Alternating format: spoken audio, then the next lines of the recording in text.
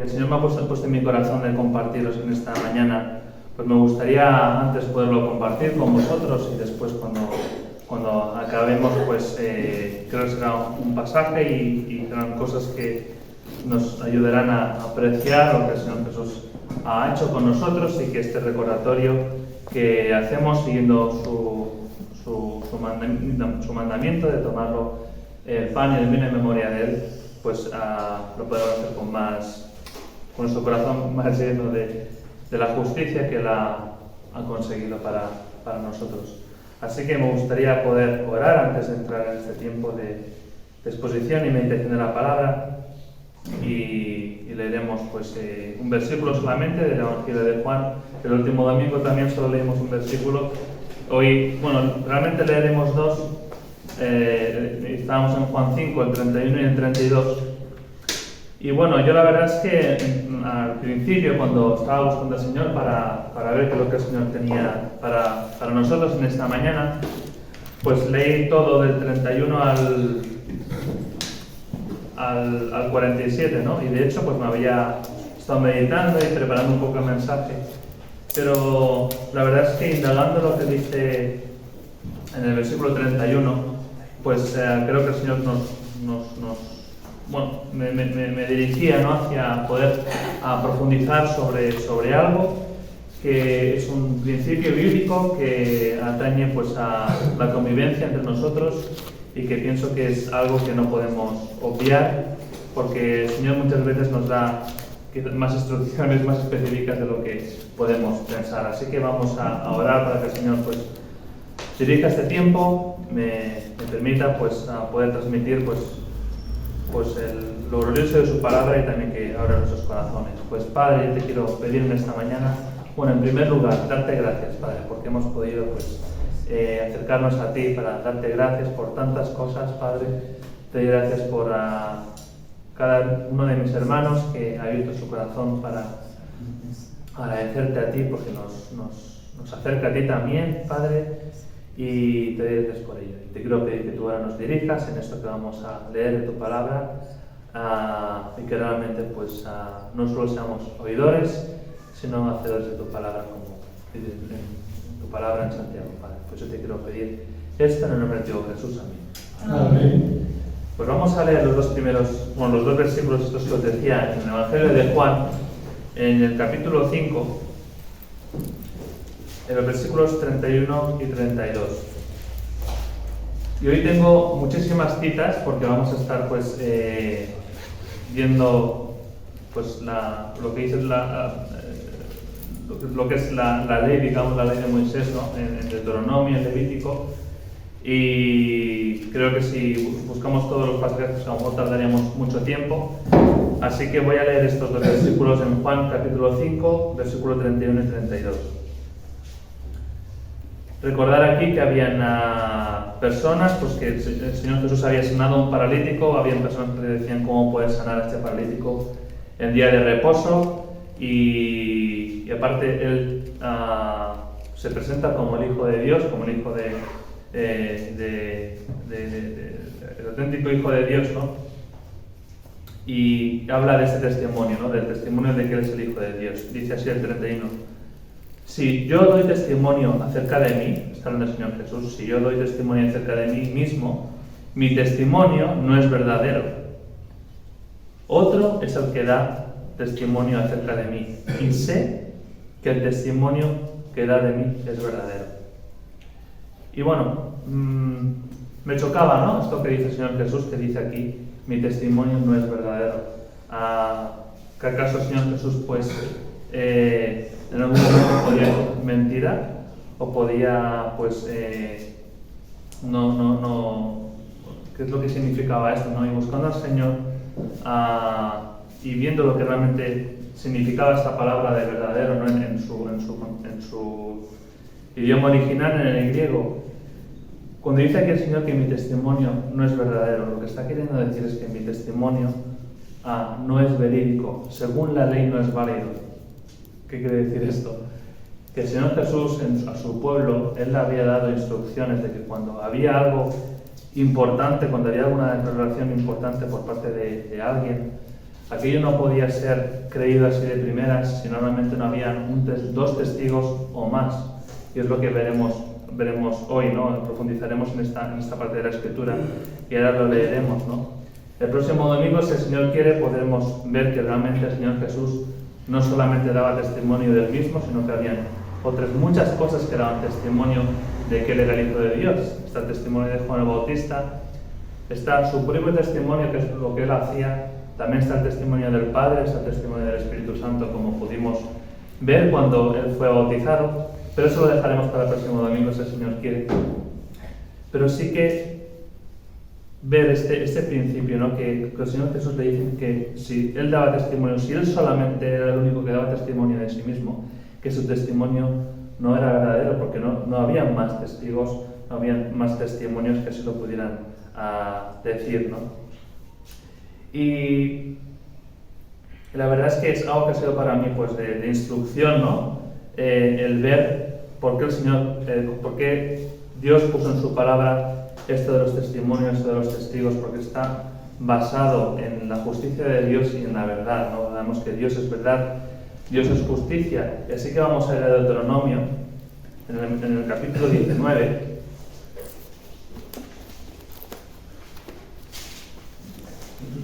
Y aquí está hablando de testigos en un contexto de cuando se dice algo de alguien, ¿no? Algo que no está bien de alguien. Y habla de testigos, ¿no? Que no se puede aceptar cualquier cosa de primeras sin realmente poder ver si es verdad. Nos dice en Deuteronomio, en el capítulo 19, leeremos el versículo 15.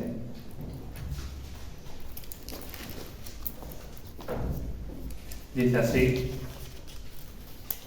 no se tomará en cuenta a un solo testigo contra ninguno en cualquier delito ni en cualquier pecado, en relación con cualquier ofensa cometida. Solo por el testimonio de 2 o 3 testigos se mantendrá esta acusación. Así que vemos este principio, ¿no? Y está en más lugares de la Escritura, ¿no? Que cualquier testimonio de una sola persona pues no se puede aceptar si realmente no hay más de 2, o sea, hay 2 o 3 testigos, ¿no? Y sabemos que nuestro Dios es un Dios justo, es un Dios que ama la verdad, no se complace en la injusticia. Y qué bueno, porque a veces podemos ver la ley de Dios como, bueno, Dios es así, hay que hacerlo porque Él lo manda. Pero yo veía el gran amor del Señor que hay en la ley que Él dio a su pueblo, porque esas leyes que Dios dio a su pueblo hace ya miles de años, realmente se las daba porque les amaba.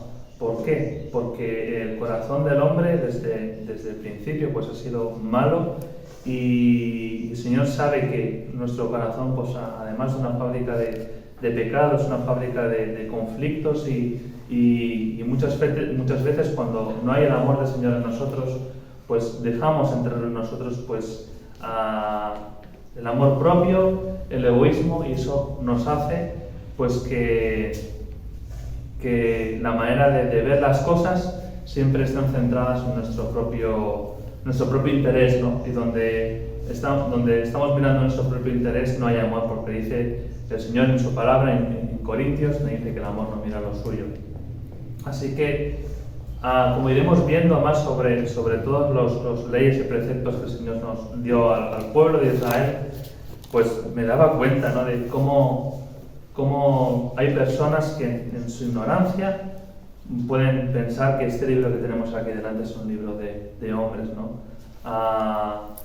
Pensar que todo lo que vemos aquí es un libro, concretamente el Levítico, Deuteronomio, lo escribió Moisés hace muchos miles de años. Y hay unas bases aquí legales de derecho, de litigios, de tribunales, que yo me quedaba realmente parado, ¿no? De ver que muchas de las estructuras de la justicia que hay hoy en día, que la verdad sabemos que es muy imperfecta y realmente pues comete muchos fallos precisamente por esto, ¿no? Porque hay muchos intereses por medio, ¿no? Pero el concepto de jueces, de testigos, de tribunales, de pleitos, de todo, está en la palabra, y el mundo pues sin saberlo, ¿no? Hay algunos principios que sí que siguen, ¿no?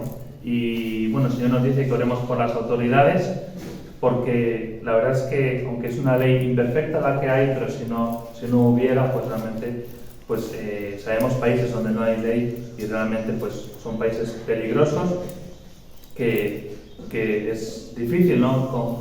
Vivir en la calle simplemente, ¿no? Así que todo lo que vamos a ver, que tengo muchas citas, aunque son bastantes citas, también me gustaría que fuéramos conscientes de que va a ser solo una muestra de todas las leyes que el Señor da en Levítico, en Deuteronomio, que el Señor es muy detallista en todas las cosas. Y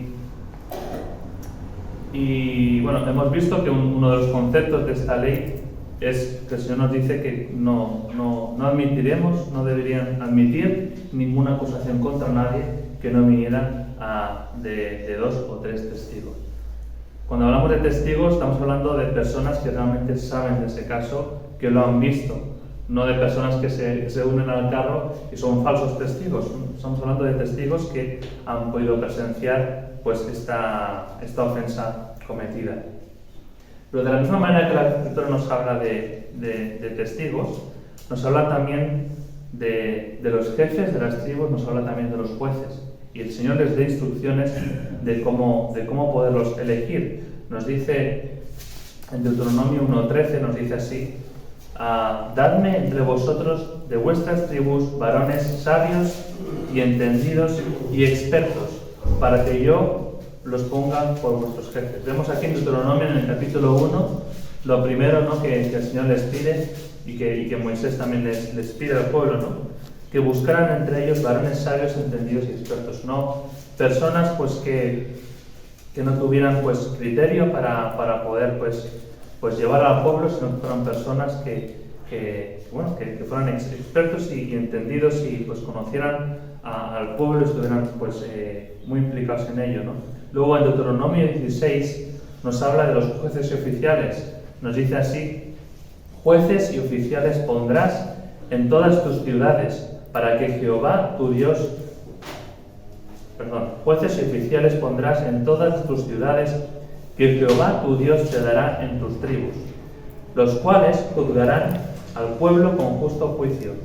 Vemos también que el Señor en el pueblo de Israel, además de estos jefes para las tribus, el Señor pidió que hubieran jueces, que hubieran oficiales, que pudieran juzgar al pueblo, ¿no?, con la ayuda del Señor.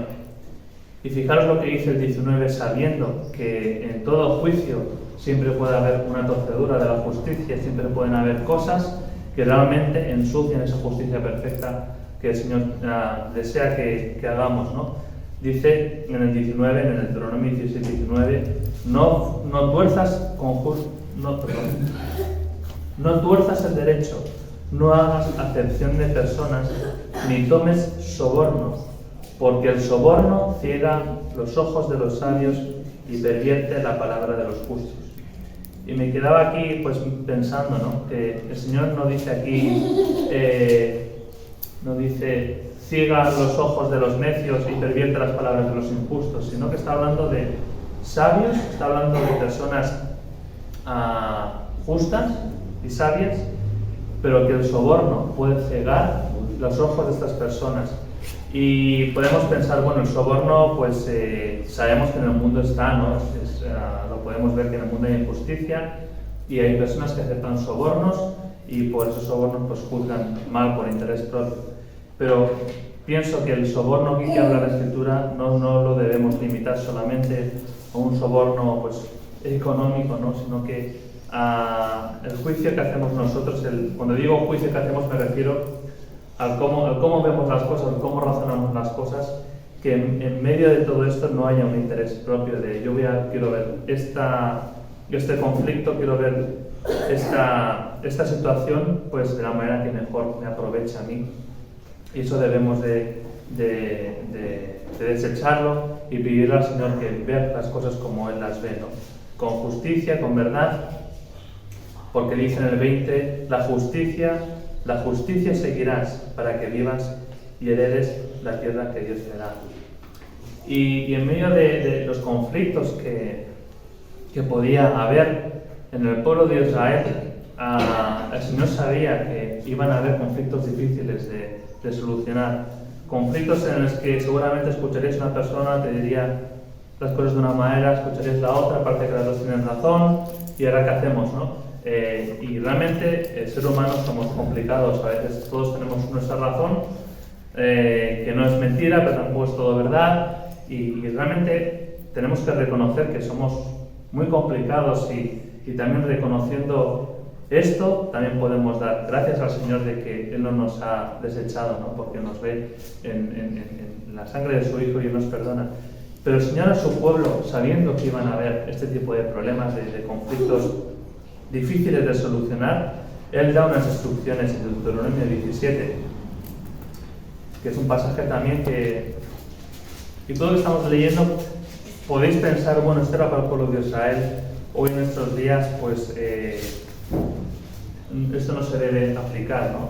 Pero veremos que no es así, veremos como el Señor en el Nuevo Testamento claramente hay principios que estamos leyendo ahora que también desea que los podamos aplicar, porque seguimos siendo complicados, somos como ellos en ese sentido y seguimos teniendo conflictos entre nosotros. Quizá ahora no puedan no haberlos, pero pueden venir. Entonces, que podamos estar instruidos en cómo el Señor, pues con su palabra, nos ha querido proteger de estos problemas que pueden venir. Y vamos a leer ahora en Deuteronomio 17, en el versículo del 8 al 11, versículo de Deuteronomio 17, del 8 a 11. Dice así: cuando alguna cosa te fuere difícil en juicio, hay algunas traducciones que añaden que fuere demasiado difícil en el juicio, cuando hay un caso que sea difícil. Dice, entre una clase de homicidio y otra, entre una clase de derecho legal y otra, entre una clase de herida y otra, en negocios de litigio en tus ciudades, entonces te levantarás y recurrirás al lugar que Jehová tu Dios escogiere. Fijaros aquí con qué claridad el Señor está hablando, ¿no? Entre una clase de homicidio y otra. ¿Que acaso hoy no hay casos de que si esto ha sido homicidio voluntario, si ha sido homicidio voluntario premeditado? Bueno, esto ya pasaba antes, que podía pasar de que alguien por accidente pues causara la muerte de otra persona y entonces pues el otro decía que había sido a propósito, el otro no. Había casos así ya de antes, ¿no? Y está hablando aquí en términos pues legales realmente, ¿no? Habla aquí de Reina Valera del 60, Dice, cuando tengas problemas con negocios de litigio en tus ciudades, con problemas entre una clase de derecho legal y otra, son palabras que digo, pues esto está en la Biblia, esto el Señor lo ha puesto ahí para que lo leamos y que veamos qué es lo que nos quiere enseñar. Entonces, ¿qué hay que hacer en estos casos? Cuando en el pueblo pasaba esto, ¿qué es lo que había que hacer? Dice que entonces se recurrirá al lugar que Jehová tu Dios escogiere y vendrás a los sacerdotes y levitas y al juez que hay en aquellos días, al juez que oficie en aquellos días, y ellos te enseñarán la enseñanza del juicio, como dice en la Biblia de las Américas, o el fallo del caso. Fijaros aquí, esto que también me llamaba la atención, ¿no? Que habla de un juez. El juez que estuviera en aquellos días, no te busques el juez que sea tu amigo, no sea que el juez que vaya a juzgar y que vaya a sentenciar a tu favor porque es tu amigo, por lo que sea, sino al que haya en aquellos días. Sométete a la persona que hay en aquellos días, que el Señor pues, le va a dar la sabiduría. Pero fijaros que aparte del juez estaban los sacerdotes levitas. ¿Por qué? Porque los sacerdotes levitas eran aquellos que conocían la Escritura, aquellos que conocían la palabra de Dios. Y entre el juez que escuchaba a las dos partes y los sacerdotes, pues se podía llegar a una sentencia que además estuviera alineada con la palabra de Dios, estuviera alineada a la justicia de Dios y a los principios que el Señor había dejado a su pueblo. Y dice en el versículo 10 del capítulo 17, y harás según la sentencia o los términos de la ley que te indiquen los del lugar que Jehová escogiere, y cuidarás de hacer según todo lo que te declare. Te guste o no, realmente ellos iban al juez, a los levitas, y el Señor les decía que admitiera la sentencia que ellos pues emitieran, ¿no? Y dice en el 11, según la ley que te enseñen y según la sentencia que te declaren, así harás, y no te apartarás a diestra ni a siniestra de la sentencia que te declaren. Y bueno, aquí vemos como cosas muy de ley, ¿no? Muy, bueno, pues hay que hacer así y demás, ¿no? Pero insisto, hermanos, toda la palabra es útil para enseñar. Todo esto que estamos leyendo, que parecen cosas hasta cierto punto, hasta técnicas, ¿no? De derecho, de ley de derecho.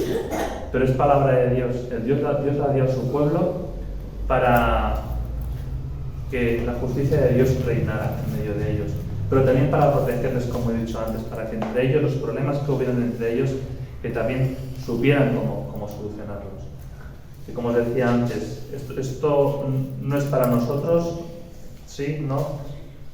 Vamos a 1 Corintios 6 y veremos claramente cómo estos principios que hemos leído también están para nosotros hoy en día. Y muchas veces lo he dicho, ¿no? El Señor a su pueblo, nada más salir de Egipto, el Señor les avisa de cosas que podían sucederles, que todavía no les habían sucedido, ¿no? El pueblo de Israel podría decirles: bueno, Señor, ¿para qué nos dices estas cosas cuando todavía pues no hemos caído en esto, ¿no? Pero el Señor muchas veces en su misericordia y en su amor nos habla de cosas que a lo mejor en este momento pues no las vemos del todo aplicables, o quizá pues no la vemos como que sea el momento, ¿no? Pero es que el Señor nos da su palabra, nos da sus avisos antes de que nos sucedan muchas veces las cosas, ¿no? Así que fijaros lo que nos dice claramente en 1 Corintios 6, de los primeros 8 versículos. Dice: ¿osa alguno de vosotros, la Biblia de las Américas dice, ¿se atreve alguno de vosotros, cuando tiene algo contra otro, ir a juicio delante de los injustos y no delante de los santos? ¿O no sabéis que los santos han de juzgar al mundo?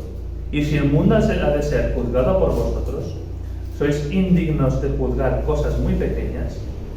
¿O no sabéis que hemos de juzgar a los ángeles? ¿Cuánto más las cosas de esta vida? Si pues tenéis juicios sobre cosas de esta vida, ¿ponéis para juzgar a los que son de menor estima en la iglesia? Para avergonzaros lo digo. Pues ¿qué? ¿No hay entre vosotros sabios, ni aun uno, que pueda juzgar entre sus hermanos? Sino que el hermano con el hermano pleitea en juicio, y esto ante los incrédulos. Así que, por cierto, es ya una falta entre vosotros que tengáis pleitos entre vosotros mismos. ¿Por qué no sufrís más bien el agravio? ¿Por qué no sufrís más bien el ser defraudados? Pero vosotros cometéis el agravio y defraudáis. Y esto a los hermanos. Los hermanos, realmente es unos versículos que son tremendamente prácticos. Y hay mucha instrucción aquí del Señor para nosotros. Y está hablando está diciendo lo mismo que hemos acabado de leer en Deuteronomio, ¿no? Y como muchas veces, tristemente, y que el Señor nos perdone, porque a veces usamos la palabra para nuestro interés, y sacamos versículos de aquí y de allá para defender nuestra posición, ¿no? Y es algo, hermanos, que si nos pasa es porque no apreciamos que lo que tenemos entre manos es una de las cosas más grandes que el Señor nos ha dado, que es su palabra sagrada. Y aquí podemos leer esto, leerlo rápido, y uno se quedará con que esto se está juzgando mal, otros le dirán, no, pues que el Señor lo que te pide es que sufras el agravio, y en lugar de que vayamos con humildad, con mansedumbre a la palabra de Dios, y que podamos actuar y guiarnos por su palabra, que es lo que dice aquí, que haya un hermano entre vosotros, cuando hay un juicio, cuando hay un pleiteo, que haya un hermano sabio al que de alguna manera pueda como arbitrar, para juzgar entre sus hermanos. Esta es la instrucción que nos da, y nos centramos más en si tú tienes que sufrir el agravio o si esto que has hecho es injusto. Y hermanos, esto es una práctica y una instrucción que me doy cuenta que nunca la hemos practicado. Que cuando hay dos hermanos que no se están entendiendo por algo realmente muy pequeño, hay cosas mucho más grandes, pero por algo pequeño de la naturaleza que sea, pues buscar a un hermano con experiencia en la fe, con tiempo en el Señor, al que poder pues escuchar a las dos partes y de esta manera que el Señor dé luz. No sé si os dais cuenta que es bastante claro la instrucción del Señor en esto, ¿no? ¿Y qué nos pasa cuando no hacemos esto? Yo creo que caemos en corrupción. En corrupción, cuando en un país la justicia está corrupta, pues se dice de todo, pero realmente no se hace justicia. Y porque muchas veces lo que hacemos es buscar lo nuestro propio y ahí pues no está el amor. Y en el pueblo de Israel el Señor muchas veces denunció la corrupción que había en la justicia que se hacía en el pueblo. Nos dice en Miqueas, en el capítulo 7, no hace falta que lo busquéis, se titula así en el capítulo 7, Corrupción en Israel. Y dice, para completar la maldad con sus manos, está hablando el Señor a su pueblo, dice, para completar la maldad con sus manos, el príncipe demanda, los gobernantes piden cosas para sí mismos, y el juez juzga por recompensa. O sea, el juez juzga por lo que pueda sacar a cambio. Y el grande habla del antojo de su alma y lo confieso. Fijaros, cuando hay corrupción, uno pide para sí mismo, el juez juzga también por intereses propios, y luego están los que ya hablan del antojo de su alma. Hablan lo primero que les viene al corazón y ni siquiera hay razonamiento. Realmente se nublan, como hemos visto en Deuteronomio, que hasta los ciegos de los sabios los ojos de los sabios dejan de ver. Y en Amós también, en el 5:12, en el libro del profeta Amós dice, pues yo sé que muchas son vuestras transgresiones y graves vuestros pecados. Oprimís al justo y aceptáis soborno y rechazáis a los pobres en la puerta. Y en los tribunales hacéis perder su causa a los pobres. El Señor aquí está denunciando al pueblo que aquellos que eran pobres, aquellos que realmente pues no se esperaba recibir nada de ellos porque no tenían nada, no podían dar nada a cambio, que se quedaban en la puerta, ni siquiera les dejaban entrar en los tribunales y explicarse cuando tenían un problema con alguien, ni siquiera les querían escuchar, ¿no? Esta es la corrupción que había en Israel. Y hay otros versículos en la Escritura donde vemos que una y otra vez el pueblo caía en este mal, en no juzgar y en no practicar la justicia del Señor, ¿no? Y cuando no practicamos esto que hemos visto en Deuteronomio y también como Pablo les dice a Corintios, sabemos cómo estaba la iglesia de Corintio, ¿no? de divisiones, de problemas, de altercados, y realmente Pablo les tiene que hablar muy duramente a esta iglesia, ¿no? Pero por causa de no practicar esto, de no cuando hay un conflicto, cuando hay un pleito, no buscar al Señor que tú dices que hay un hermano que juzgue entre nosotros, pues es así de sencillo. Un hermano que no esté...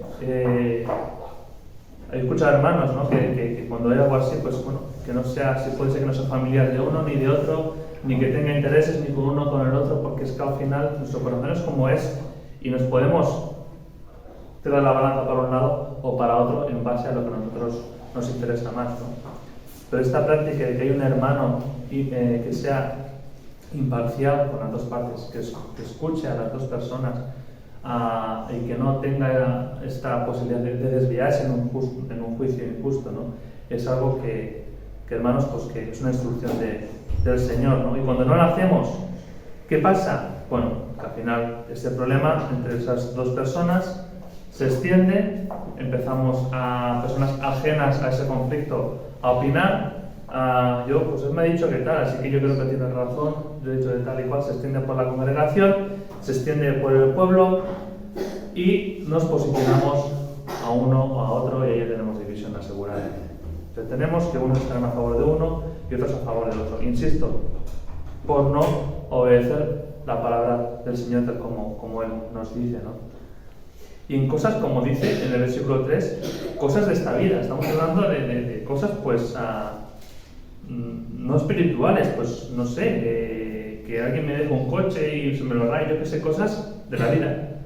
A esto, el Señor nos está diciendo cómo protegernos de estos conflictos y debemos entender que el Señor aquí nos ha dado unas instrucciones. Fijaros lo que nos dice, volviendo al Antiguo Testamento, en Éxodo 23, 1 al 3, no hace falta que lo busquéis, Dice, no admitirás, no propagarás falso rumor, no te concertarás con el impío para ser testigo falso. Yo me cojo una de las partes, concerto con él y a ver qué me dice, ¿no? Y entonces me empiezo a hacer mi opinión. Y además cojo y lo propago, lo admito y luego lo propago. Y caemos en murmuración. Dice en el versículo 2 del capítulo 23 de Éxodo, no seguirás a los muchos para hacer el mal, ni responderás en litigio inclinándote a los más para hacer agravios, ni al pobre distinguirás en su causa. ¿Qué nos está diciendo aquí? Que a veces hay muchos que pueden opinar de una determinada manera, pero el Señor dice que no nos dejemos llevar por la presión de los muchos que dicen de una manera, sino que esa persona que es hermano pues maduro en el Señor y con experiencia y conocedor de la palabra, que lleve años en el Señor, que escuche a uno, que escuche a otro y que no se deje llevar porque haya la presión de muchos que digan una cosa. Porque a veces es fácil, ¿no? Cuando tienes muchos que están diciéndote algo a ti, tienes un grupito pequeño que tú estás viendo, pero es que este grupito pequeño lo que está diciendo es verdad. Pero es que tengo tanta presión por aquí que, ¿sabes qué? Voy a hacer más caso a los muchos. Y el Señor nos dice claramente, no seguirás los muchos para hacer mal, ni responderás en litigio inclinándote a los más, a los que son más. Y como decíamos, ¿no? Si no se hace justicia, no hay amor, porque nos dice en Corintios también, ¿no? Que el amor no se goza de la injusticia.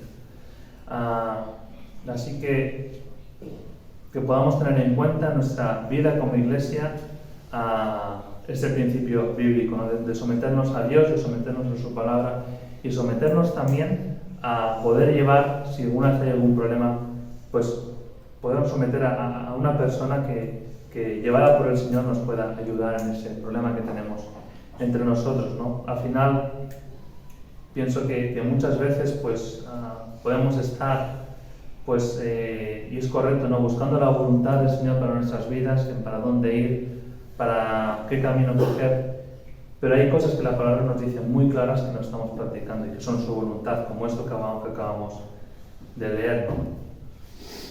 Y no sé, hermanos, es una cosa que pienso que es muy seria la justicia del Señor, y no tomarla pues de cualquier manera.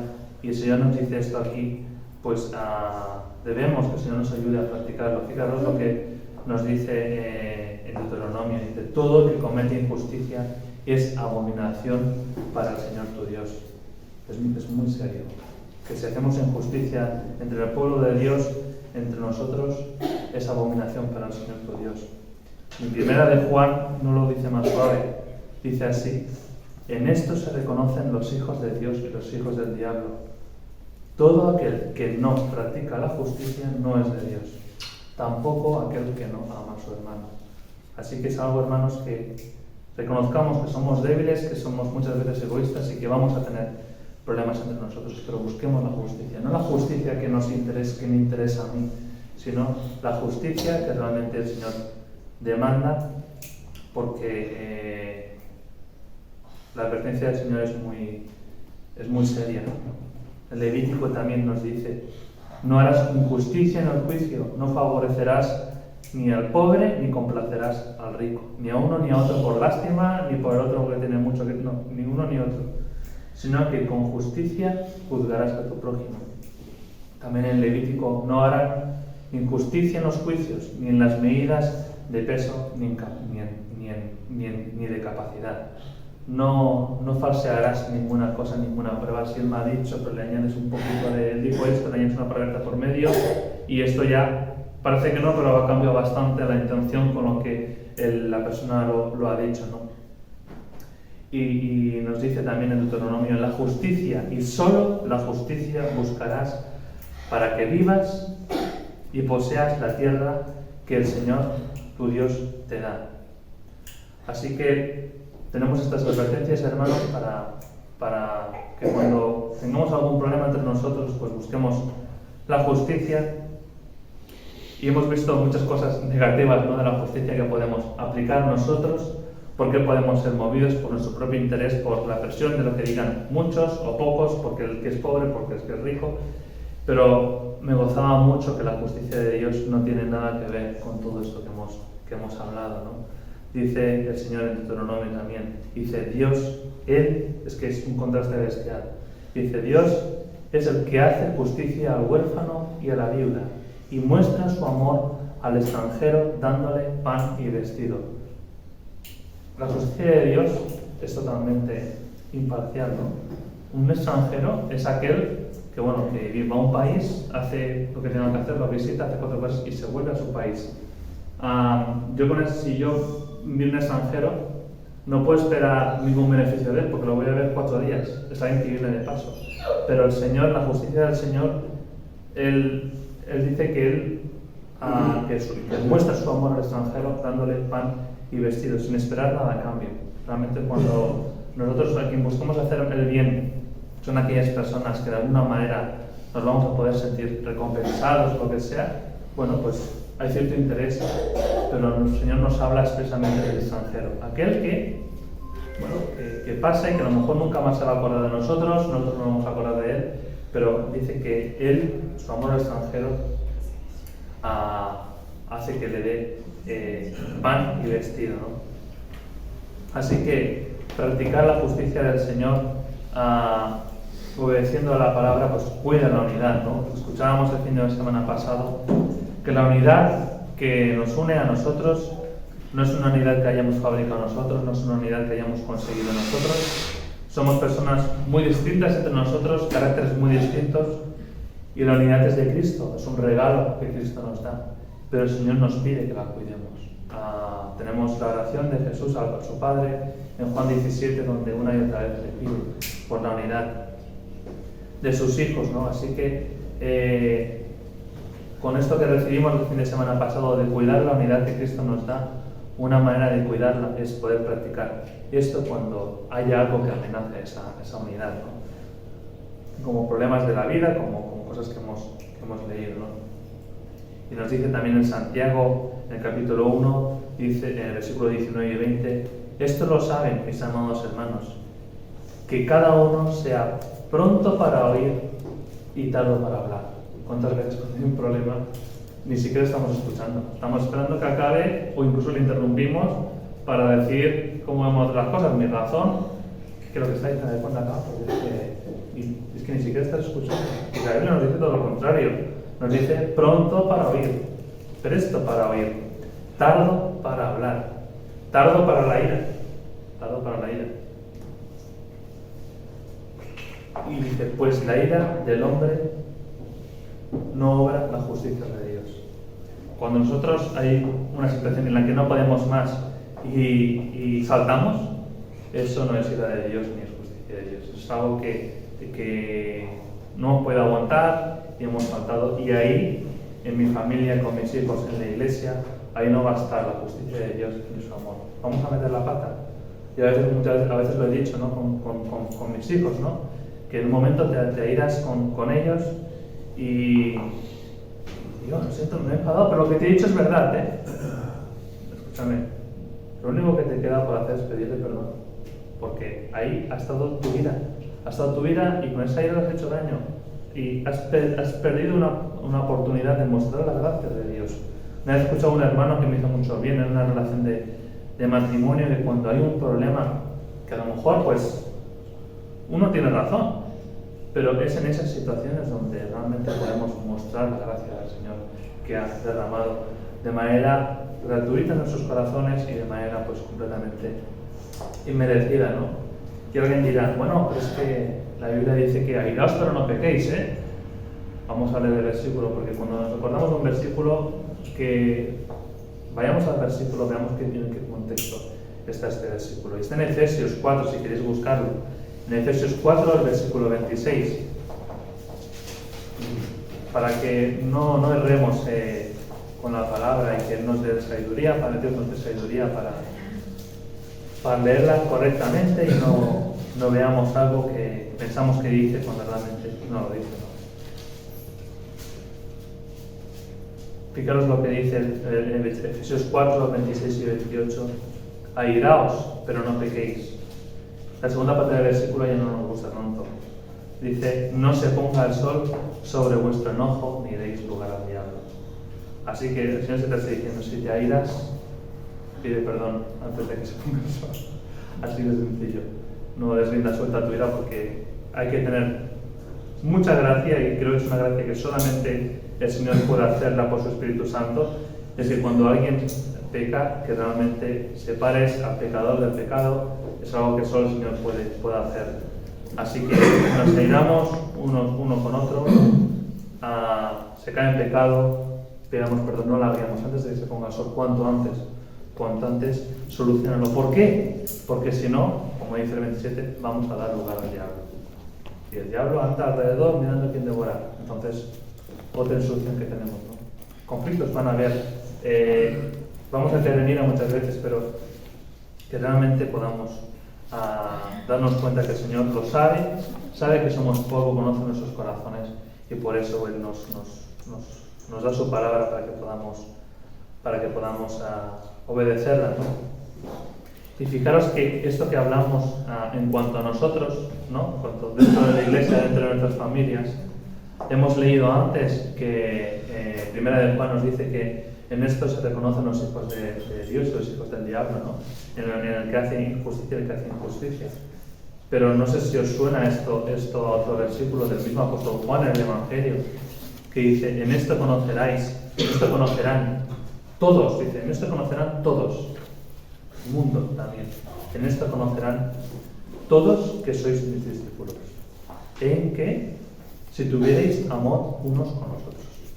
Realmente es algo que practicar la justicia nos protege a nosotros, honra a nuestro Padre, a nuestras familias, pero también de cara al mundo. Ellos también reconocerán que somos hijos de Dios, y también conocerán que somos los discípulos de Jesús, porque tenemos amor a los unos con los otros, ¿no? Así que así somos nosotros, así es nuestro Dios. Dios abomina la injusticia. Sabemos que su justicia es perfecta, sabemos también que el Señor es lento para la ira, grande en misericordia, pero también en ese versículo que nos dice en Números que el Señor es lento para la ira y abundante en misericordia, dice también que perdona la iniquidad y la transgresión, pero también añade, mas de ninguna manera tendrá por inocente al culpable. La justicia de Dios no es una justicia permisiva, la justicia de Dios no se complace de la injusticia, ¿no? El mismo nombre lo dice, ¿no? Entonces me llevaba a mirarme a mí mismo, ¿no? Señor, yo estoy ante ti, ante un Dios soberano, infinito, justo, y yo una persona completamente injusta. La justicia de Dios por sí sola, su justicia es perfecta y Dios no varía ni tiene sombra de variación. Es que me merezco la muerte, la paga del pecado es la muerte. Yo soy injusto, no hay nada en mí que pueda satisfacer la justicia de Dios. Así que no es la justicia de Dios solamente la que me perdona, sino que es si Cristo Jesús no hubiera pagado por mí en la cruz, es que Dios el Padre ve mi deuda legal con la justicia, está pagada en la cruz. No hay ningún camino que no sea Cristo por el cual podemos ir al Padre. No hay nada en nosotros. Lo decimos muchas veces, hermanos, pero es que la justicia de Dios es perfecta. Dios no va a decir, bueno, ¿sabes? No, Dios no cambia. No es, ni siquiera es, Dios no nos perdona porque pobrecitos de nosotros, no. Dios nos perdona porque Jesús ha hecho justicia a nuestro favor, ¿no? Y hemos recibido una justicia y una gracia que es gratuita, pero como hemos cantado, no nos olvidemos que eso realmente tiene un valor muy grande. El hecho de que lo recibamos de manera gratuita tiene un valor muy grande para que vivamos toda nuestra vida, toda nuestra eternidad agradecidos a aquel que nos dio ese regalo, ¿no? Dice en Isaías 64, del versículo 5 al 7, he aquí, tú te enojaste porque pecamos, en los pecados hemos perseverado por largo tiempo.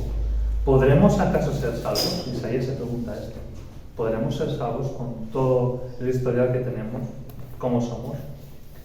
Si bien todos nosotros somos como suciedad, y todas nuestras justicias como trapo de inmundicia, y caímos todos como la hoja, y nuestras maldades nos llevaron como el viento. Pero qué bueno que también nos dice que la Escritura en otros pasajes que yo me gozaba muchísimo, como el Señor, Él es justo, Él eso no cambia, pero junta en muchos pasajes su justicia y junta su misericordia, las dos cosas juntas. Él es justo, 100% justo, pero también es misericordia. Y nos dice en el Salmo 33, en el versículo 5, dice, Él ama la justicia y el derecho. Y luego añade, llena está la tierra de la misericordia del Señor. Es su misericordia, es su amor, es su justicia. Una cosa no resta de la otra, todo lo contrario. Glorifiquen el más grande nuestro Dios. No están contrapuestos la justicia y la misericordia del Señor, ¿no? También cuando en lo que hemos leído en Números antes, que dice que el Señor es lento para la ira, abundante en misericordia, mas de ninguna manera tendrá por inocente el culpable. Aquí también está hablando de la justicia de Dios, que no tiene por inocente el culpable, pero también la misericordia. Todo esto en el mismo versículo. Así que qué bueno que tenemos un Dios justo, pero que también es misericordioso, ¿no? También les recuerda al pueblo de Israel. Dice, no es por tu justicia ni por la rectitud de tu corazón que vas a poseer la tierra. Y Pablo a los Gálatas también les dice, si la justicia viniere por medio de la ley, entonces Cristo murió en vano. Realmente nosotros no estamos justificados por cumplir, cumplamos. No estamos aprendiendo unos principios y unos preceptos y unas instrucciones del Señor, pero lo hacemos por amor, no por justicia. Porque justicia es la que Cristo ganó en la cruz. Si nosotros pudiéramos cumplir la ley, pues ¿para qué murió Cristo? Nos dice también en el Salmo 85, versículos 10 y 11, ciertamente cercana está su salvación a los que le temen, para que habite la gloria en nuestra tierra.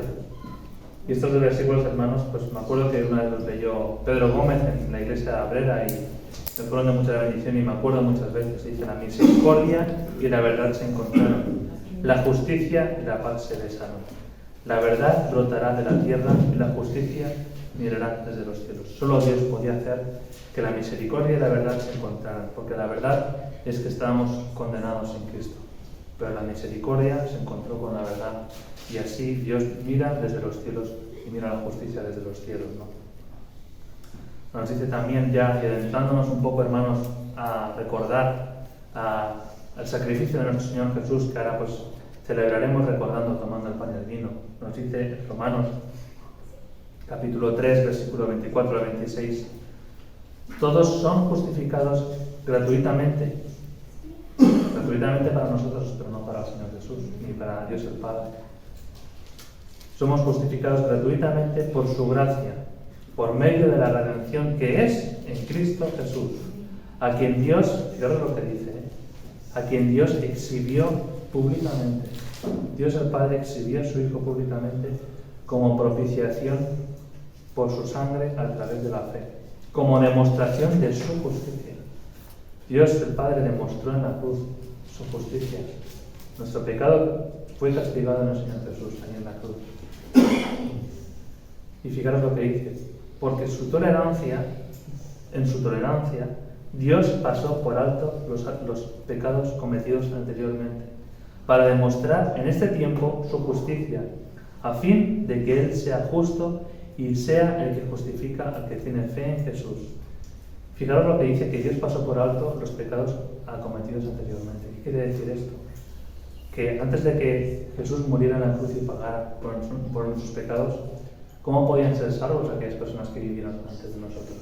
Bueno, Dios les dio los sacrificios, los sacrificios de aquellos corderos sin mancha que tenían que ser sacrificados en el altar, y todo aquel ritual pues simbolizaba que ellos, el pecado de las familias de esas personas, pasaban a ese cordero que no tenía ninguna culpa para ser muerto en aquel altar Pero no es que aquellos corderos tuvieran algo especial, es porque Dios el Padre estaba viendo lo que su Hijo iba a hacer a cientos, miles de años después. Entonces, Dios lo pasaba por alto porque sabía que su Hijo iba a pagar por los pecados de esas personas que habían seguido pues, su palabra, ¿no? Pero fijaros que habla en pasado. Dios pasó por alto para que ahora se manifieste la gracia para demostrar a su tiempo su justicia. Pero llegará un día cuando el Señor nos llama a su presencia y realmente pues, Dios habrá dado oportunidad a toda la humanidad para que crea en Él. Y realmente, como hemos dicho antes, Dios es justo, es perfecto en justicia, y todo aquel que realmente no se haya apropiado de la justicia que ganó el Señor Jesús para nosotros en la cruz, pues deberá pagar, ¿no?, la paga del pecado, que es la muerte y la condenación eterna. Nos recuerda también el Señor en Tito 3:5: Dios nos salvó no por obras de justicia que nosotros hubiéramos hecho, sino conforme a su misericordia. Vemos de nuevo aquí la justicia y la misericordia en el mismo versículo. Por medio del lavamiento, de la regeneración y la renovación por el Espíritu Santo que Él derramó sobre nosotros abundantemente, por medio de Jesucristo nuestro Salvador, para que justificados por su gracia fuéramos hechos herederos según la esperanza de la vida eterna. Así que, hermanos, tenemos tantos motivos para vivir agradecidos de ver cómo somos, de ver cómo el Señor nos ha salvado, de ver cómo el Señor nos sigue queriendo cuidar y nos da instrucciones, porque nos metemos en problemas muchas veces. Nosotros solos, entre nosotros, David también ha comentado algo, ¿no?, que a veces nosotros solitos nos bastamos para meternos en líos, ¿no? Pero el Señor nos desea seguir cuidando y le entristece, ¿no?, cuando pues queremos caminar solos, ¿no?, como ese niño que empieza a caminar y no yo solo y se mete el porrazo, ¿no? Pero vemos casos como el caso de Josafat, ¿no?, y el rey Acab, que Josafat se metió en una guerra donde el Señor no le llamaba, él sabía que no tenía que meterse, pero dice que en medio del fragor de la batalla, que Josafat clamó a Dios y Dios le escuchó y le libró, ¿no? Ese es nuestro Señor, nuestro Salvador. Así que vamos a tomar de este pan y este vino que simbolizan pues su cuerpo, muerto por nuestros pecados. Y nos dice Pablo en 1 Corintios, capítulo 11, versículo 23, dice: yo recibí del Señor lo que también os he enseñado, que el Señor Jesús, la noche que fue entregado, tomó pan, y habiendo dado gracias, lo partió y dijo: tomad, comed, esto es mi cuerpo que por vosotros es partido. Haced esto en memoria de mí.